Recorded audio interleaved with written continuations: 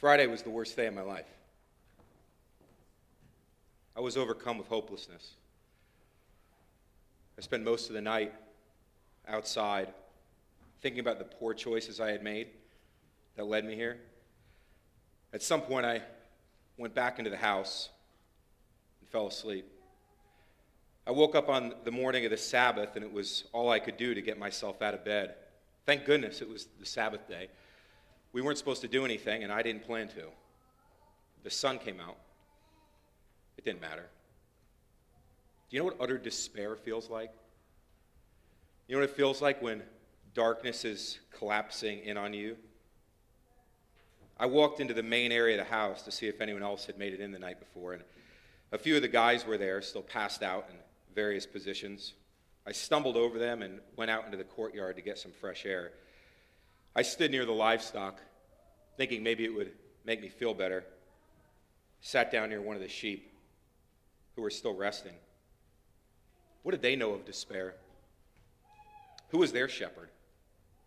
I guess they didn't have one either. They weren't the sheep out ranging in the fields. They were the house sheep, kept for their wool. They didn't have any worries. A small sparrow landed nearby on the gate, and I watched as it fluffed its wings and flicked its head side to side, looking things one at a time, looking around the courtyard. I thought about what Jesus said about the birds of the air. Do not be anxious about tomorrow, for tomorrow will be anxious for itself, which sounded nice at the time, but today felt like utterly useless advice. Yeah, tomorrow would have its own problems.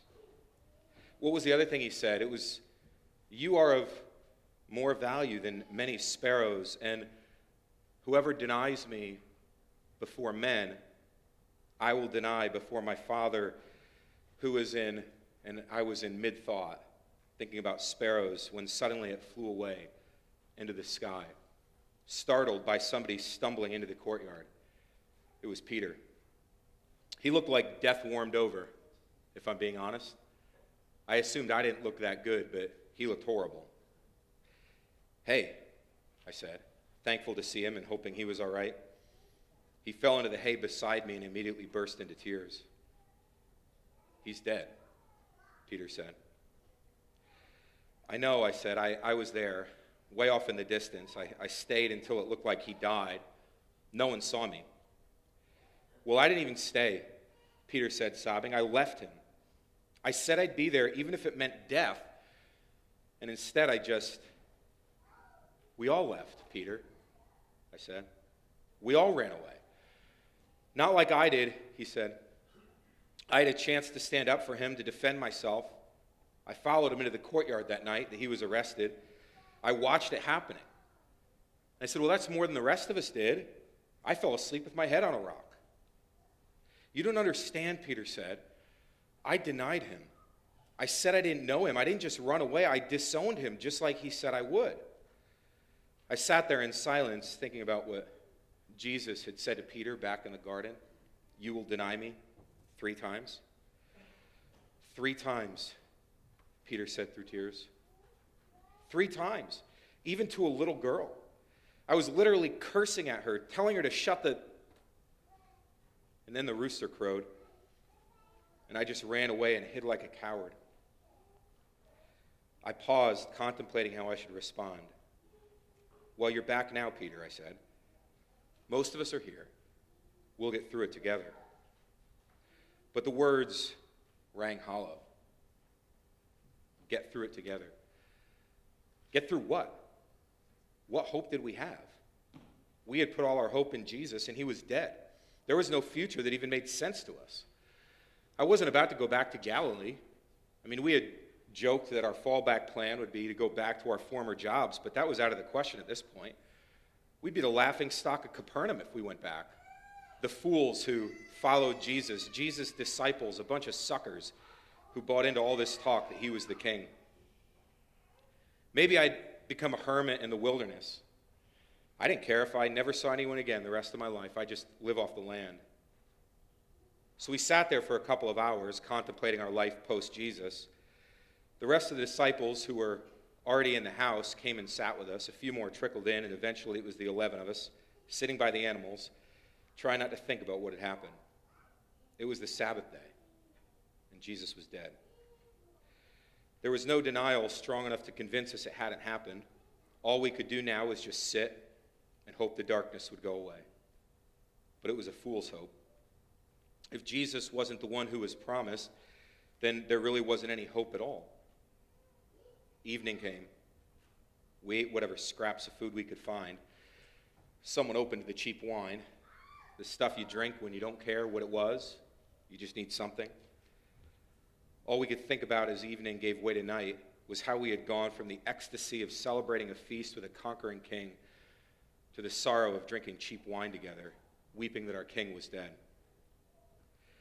Just like it was on Friday, it was the woman who had their wits about them enough to remember that Jesus' body hadn't been properly prepared. The rest of us had spent the whole Sabbath day in misery, as did they. We couldn't remember a Sabbath day, which was supposed to be a day of rest, a celebration of God's provision that was so dark. What an irony. The day that we rest and celebrate God's provision, spent pondering how the one we thought was the ultimate provision was a spectacular failure.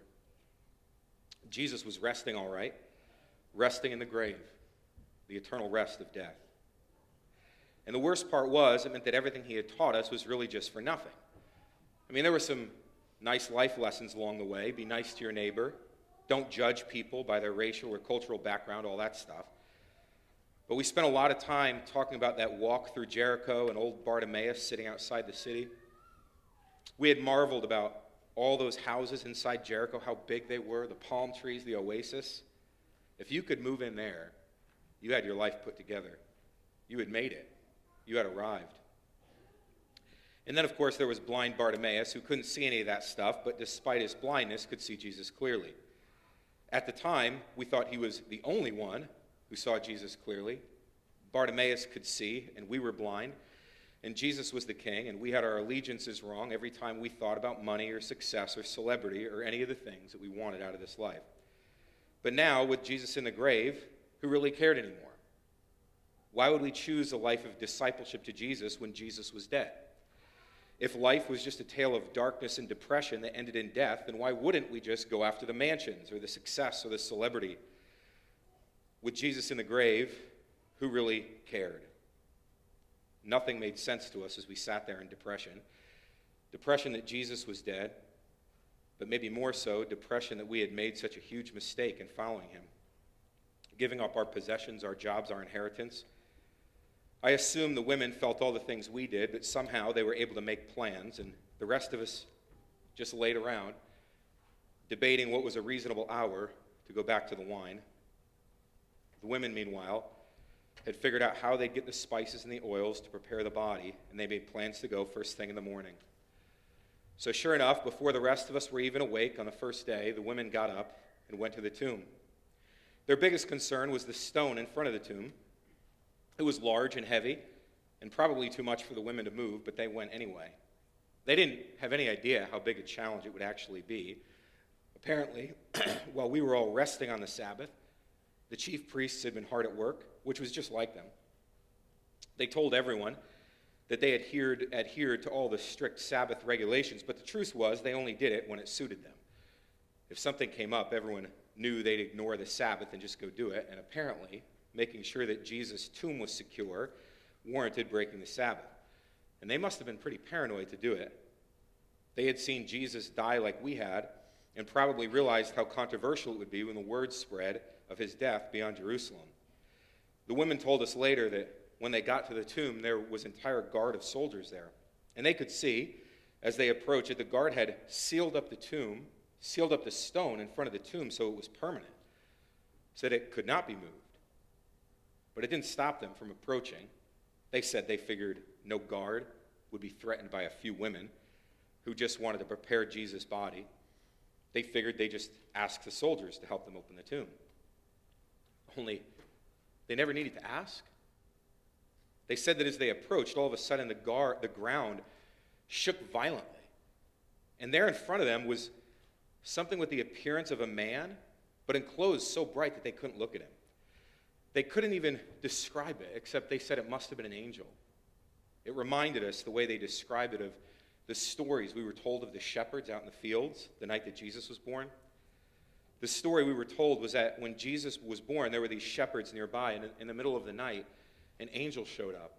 And it was glowing so bright that they thought they would go blind. They could only describe it as if the messenger had just been in the presence of God himself. So that it wasn't the essence of the messenger that was glowing, but it was the literal glory of God radiating from the messenger. And this messenger had that same sort of glow, as if he had arrived straight from the throne room of heaven, straight from the presence of God.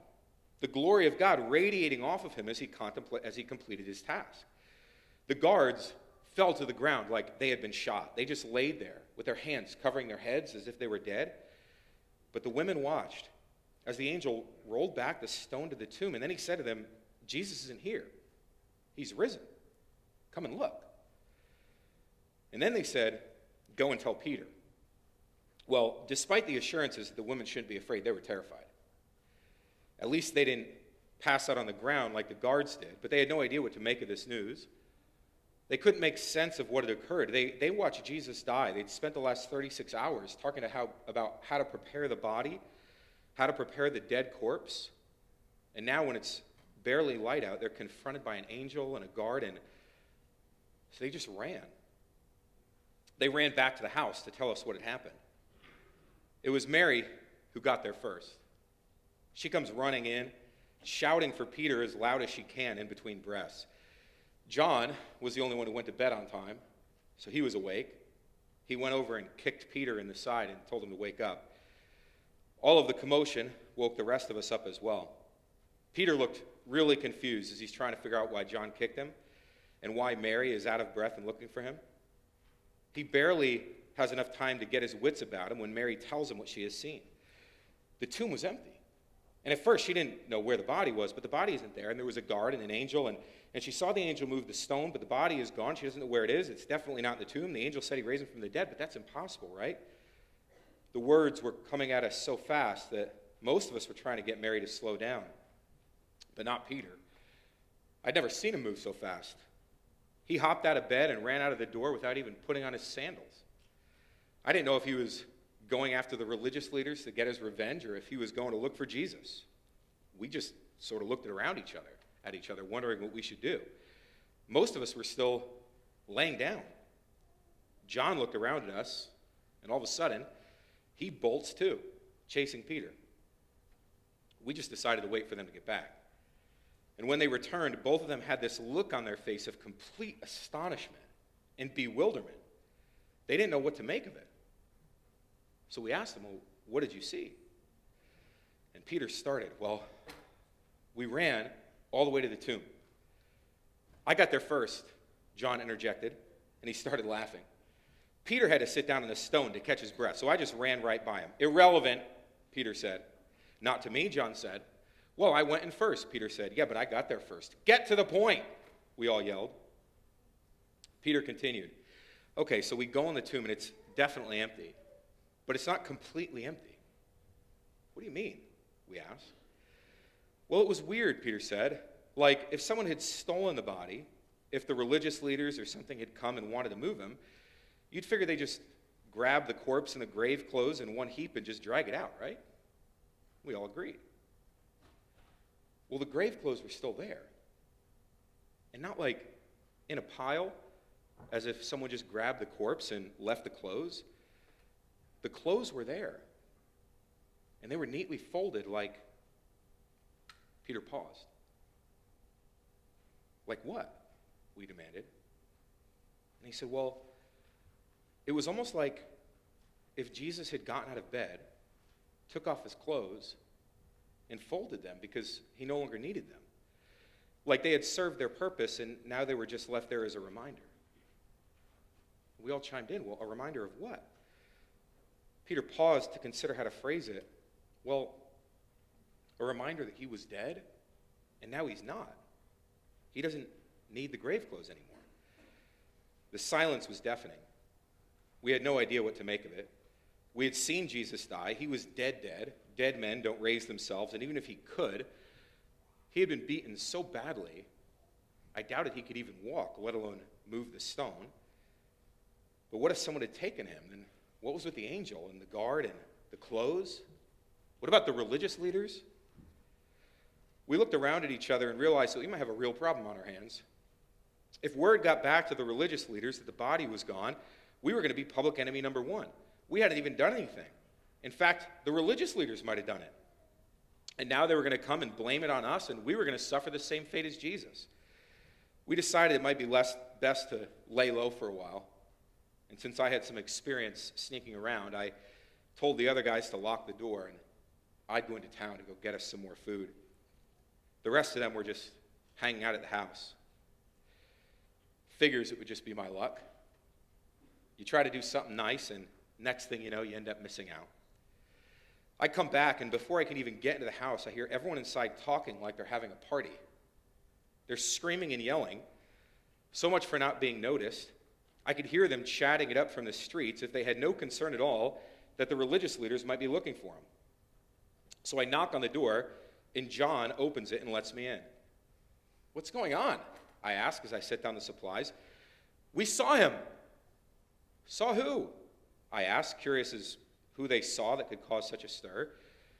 "We saw Jesus. He was here." And they're all talking at once, telling me that they had seen Jesus standing in the room. So I held up my hand to remind them it's impossible for me to understand what you're saying when you're all talking at once. "One at a time," I finally yelled so that I could get the story straight. They all shut up, and Peter told me what had happened. We're just sitting there, okay? We're just sitting in the room, and all of a sudden, Jesus is standing in the middle of us. Jesus was standing here. "Yes," they yelled, started talking over each other again, so I held up my hand. "Did he come in through the door?" "No, he was just all of a sudden he was here. Like a ghost," I said. "No, he wasn't a ghost. He showed us his hands and his side. He was here among us as surely as you're here. It was Jesus. He's alive." I don't know how they expected me to respond, but they could tell I was skeptical, and they were probably wondering why I wasn't enthusiastic as they were. "Here we go again," Peter said, annoyed. "What do you mean?" I said. "Well, you're overthinking it again, Thomas. Why don't you just believe us for once?" It wasn't that I didn't want to believe. I wanted Jesus to be alive, but it mattered to me how he was alive. If what they had seen was someone who looked like Jesus, but was really just a spirit or a ghost, then the real physical Jesus hadn't really risen from the dead.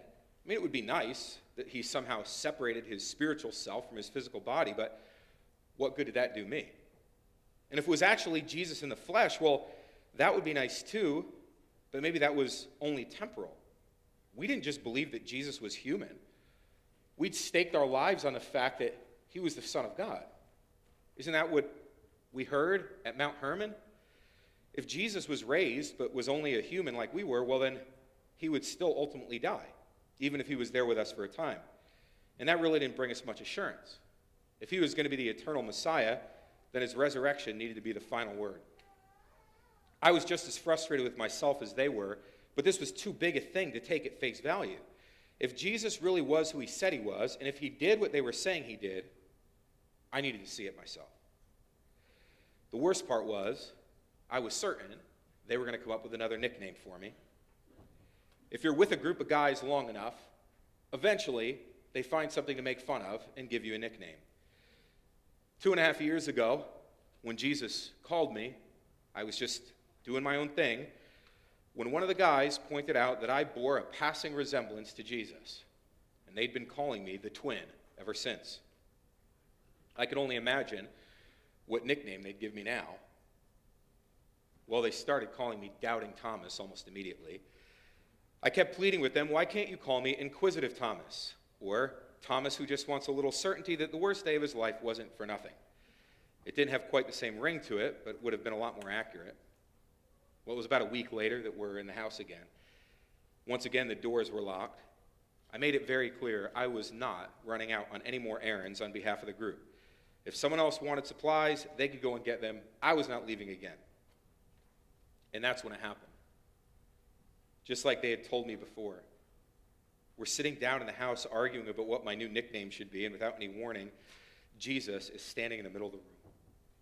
Everyone pauses in silence, and I can feel them staring at me. I glanced at Peter, and the look on his face was so smug. "Thomas, Jesus said. I didn't know what to say, and what's worse, I couldn't say it. It was like my mouth was locked shut. I had no words to even express what I was feeling. Look, Jesus said. He held out his hands, and there on his wrists, plain as day, were 2 scars that could not have been made except by having a nail driven through your arm. I grabbed it, and I rubbed my finger over the scar. This was no ghost. Jesus was as physically present as the rest of us. Look at my side, Jesus said. And he pulls his cloak back, and on his side there's a scar so deep that it was obviously the spear that the soldier had stabbed into his dead corpse to make sure he was really dead. I was holding his hands, looking him in his eyes, and Jesus was smiling. Not a shred of anger, just love. Love that he could be here with me. Love that he could show me his scars. Love that he could prove to me that he was who we thought he was. It was Jesus. The words came out like they had been bottled up inside of me. The words I was too afraid to say out loud, but now I could no longer hold them in. My Lord and my God. Jesus was Lord. He was King, but more than that, he was God. This was not just the human remains of the one we called Jesus. We were standing in the presence of the divine. My Lord and my God, I said again. Jesus was beaming as I said it. Happy now? Peter said, matching Jesus' smile. Don't you get it? I said back to Peter, holding Jesus' hand. Get what? Peter said. Don't you get what this means? Don't you see the significance of Jesus standing here with scars and everything? And yet the power to come and go as he pleases, so that not even the locked door stops him. Peter's silence told me everything I needed to know. He wasn't a very deep thinker. He was bold, I'd give him that. But he didn't take a lot of time to process stuff. So I continued. What it means is that God didn't leave him. It means that when Jesus was in the grave, somehow God was in the grave with him. It means, and I paused as I considered how to say it, it means that Jesus really is God. He's not just human, he really is God who's walking among us. God who takes on this human flesh and really is human, just like we are. Jesus was smiling and encouraging me to continue. But we already believed that, Peter said. No, I know. I know you thought you did. But if God was walking among us, and then Jesus died, and God left him, then God really didn't take on what it means to be a person.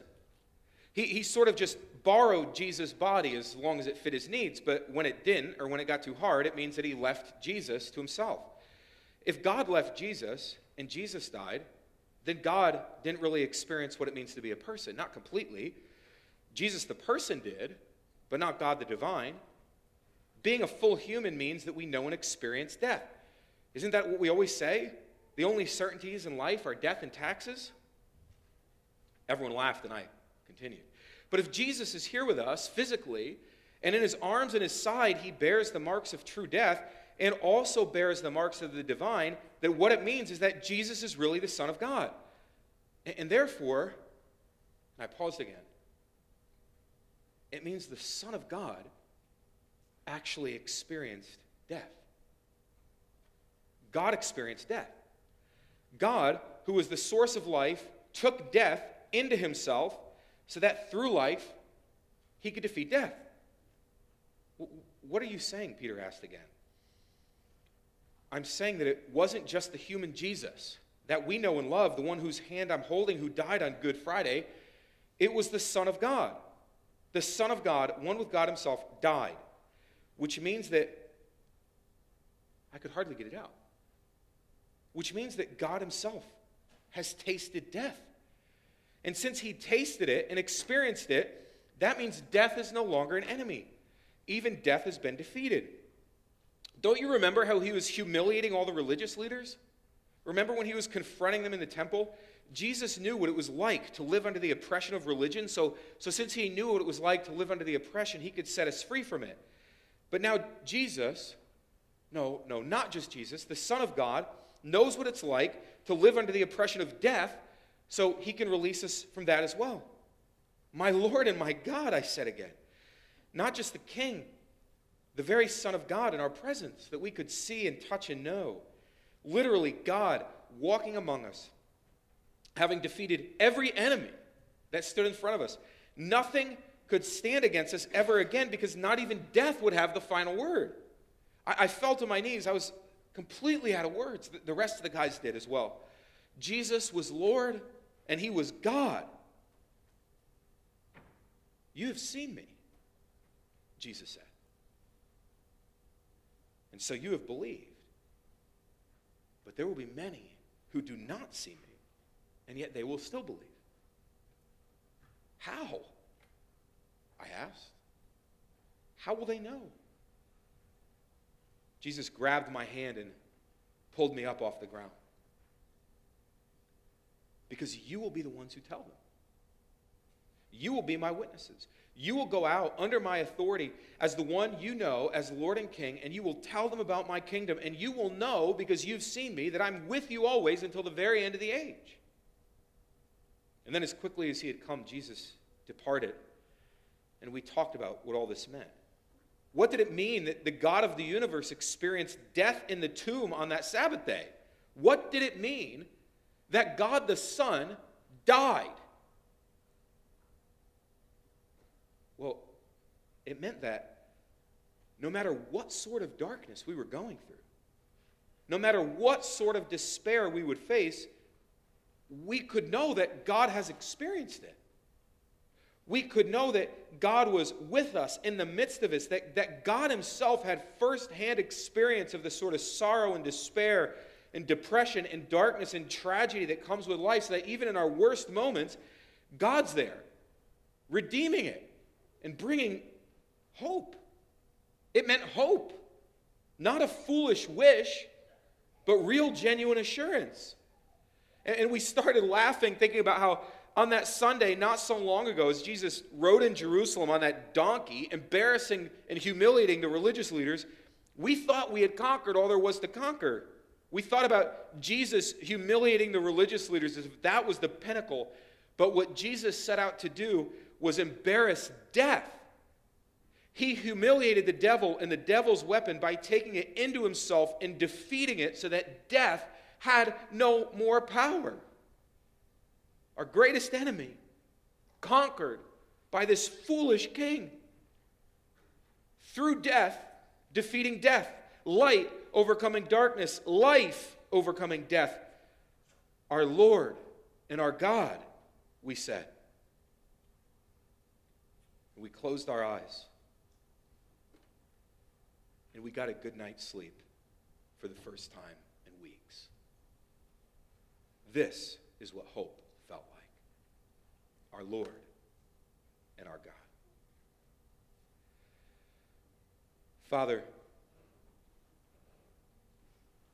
may we sitting here today, who have heard this story told once again, hopefully, although for many of us, the multitude of times, Lord, to hear it again for the first time, to understand what it means to live in the sorrow and the despair and the depression of Jesus in the tomb, and yet to have the joy and the ecstasy of understanding on that third day what it meant that God himself had tasted death. That God the Father did not abandon God the Son, but rather sent God the Son to death and to hell, into the depths of depravity in the human experience, so that on the third day he could defeat it. Death, defeating death, so that life could reign. Be with us, Lord, as we celebrate your victory. In your name.